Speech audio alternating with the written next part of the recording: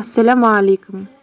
Бүгін дайындайтын баклажан кемелерін барлық азық-түлігі төменгі жақта жазылып тұр. Ең алдымен салқын суға тұз 1 ас қасық салып, баялдыларымызды, яғни баклажандарымызды жарты сағатқа бетін жауып қалдырамыз. Және кейін қызанақтарымызды мен көрсеткендей әдемілеп турап аласыздар. Кейін 2 жұмыртқаны жақсылап араластырып, баялдыларыңызды алдымен ұнға, кейін жұмыртқаға малып аламыз да, қызып тұрған майға қуырып аламыз.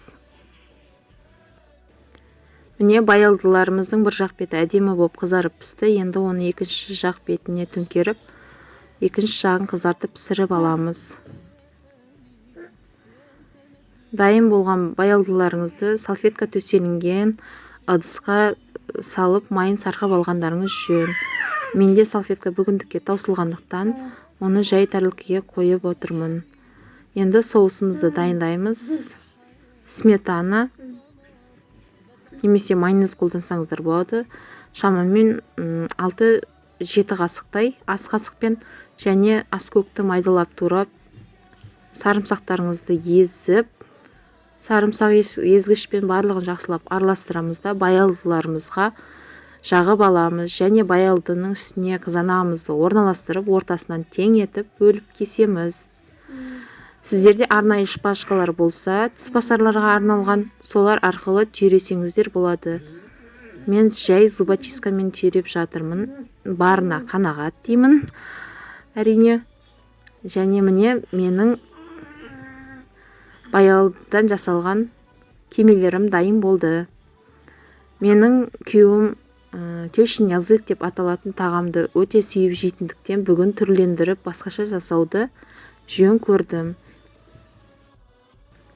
Мұнда өздеріңіз көріп тұрғанда кей кемелер құлап жатыр. Сол үшін кешірім сұраймын, дұрыстап түйрелмегендіктен. Міне өте әдемі баялды кемелері дайын болды. Біздің каналдың қонағы болып, көрермені болғандарыңыз үшін сіздерге рахмет. Ұнаса біздің каналға подписация бөлімін басып, қоңыраушаны басыңыздар. Ұнаса лайк, ұнамаса дизлайк басыңыздар. Және де сіздер қалай өздеріңіз жұбайларыңызға тещин язык деп аталатын тағамды басқаша түрлендіріп жасайтындарыңызды комментарий бөліміне жазып қалдырсаңыздар болады. Сіздерге көп рахмет. Ас болсын.